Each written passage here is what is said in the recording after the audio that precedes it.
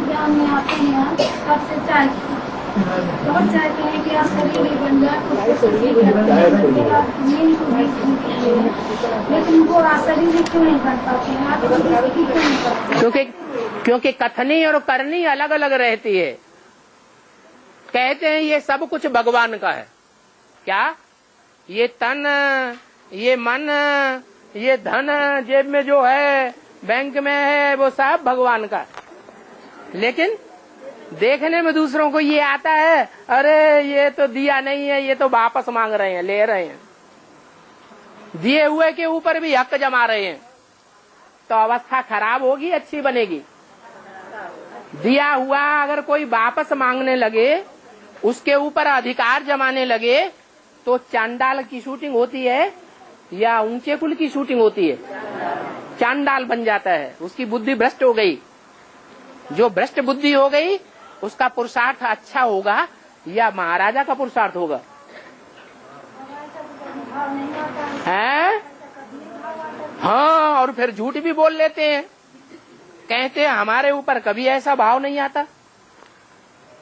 अब उनके संसर्ग संपर्क वालों से पूछो तो कहेंगे हाँ ये तो बात ऐसे ही है।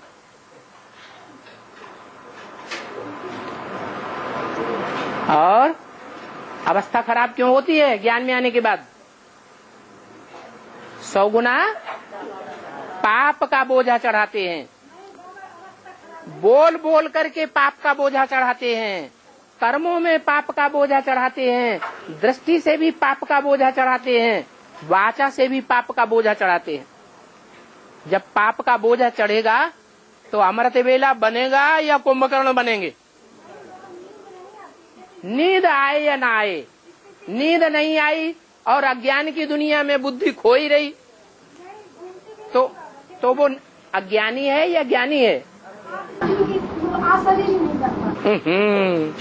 देह की याद आएगी तब अशरीरी बनेंगे, आत्मा की याद आएगी तब अशरीरी बनेंगे? तो आत्मा की याद नहीं आएगी, देह भान में रहेंगे हमेशा।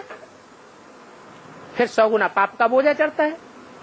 पाप का बोझा ज्यादा चढ़ेगा तो पुरुषार्थ होगा?